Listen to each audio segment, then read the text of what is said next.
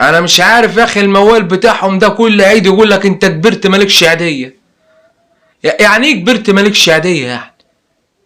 عادات وتقاليد يا اخويا. طيب احنا دلوقتي الكحك والبسكوت والملوحه عادات وتقاليد في العيد. قطعت انت العاده بتاع العاديه؟ عملت لها انت قانون للسن يعني ولا ايه بالظبط؟ فهمنا يا اخويا. طيب بتقول لي انت كبرت، طب اديني عاديه كبيره عشان انا كبرت، مش تقطعها خالص يعني. يا اخي ما نتهناش بالعاديه واحنا صغيرين ولا ناخدها واحنا كبار. واحنا صغيرين كانت امك تقول لك اديني العاديه يا واد اشيلها لك يا واد عشان ما تضيعش منك. لغايه لما كبرنا واتجوزنا حتى ما نعرف العاديه اللي شالتها ام راحت فين لغايه دلوقتي. طب ريحونا، طب كبرنا ادونا حتى عاديه نضيع. طيب ما احنا كنا صغيرين مش لاقيينها العاديه بتاع واحنا صغيرين. سحنا عليك وادالك يديك قال 50 جنيه. طب 50 جنيه حتى ما تجيبش قرطاسين بومب نفس يا اخي.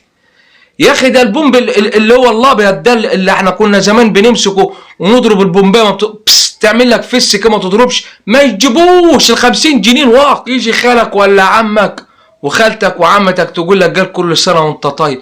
يا ست وانت طيب يا عم وانت طيب، بس فينا اخويا العاديه. طيب اياك تيجي تقول لي السنه دي انت كبرت. لا انا كبرت اديني يا اخويا، اديني اقل من 100 جنيه هعمل لك منشور على الفيس وحاله واتس وحاله فيس والدنيا كلها مش هسيبك. وياك تسمع كلام امك وتقول لك ادينا العاديه حوش لك.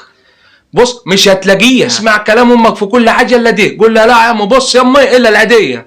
العاديه تاخد روح ضايع مش هتلاقيها. بالنسبه للجماعه المخطوبين اوعى يضحك عليك بكلمتين ويقول لك انا اديت لك فلوس جبت اللبس والبتاع بتاع العيد.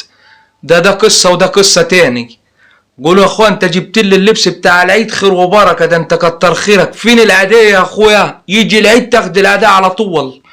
اقل من 200 جنيه يمي لا ما ينفعش للمخطوبين دلوقتي، عشان بس نبقى متفقين من اولها. انت منشل للناس اللي بتقول لك انت كبرت على العاديه، منشل لهم من دلوقتي عشان لو عندهم زهايمر ولا حاجه ترجع لهم تاني الذاكره يا عم الحاج. وكل سنه وانتم طيبين.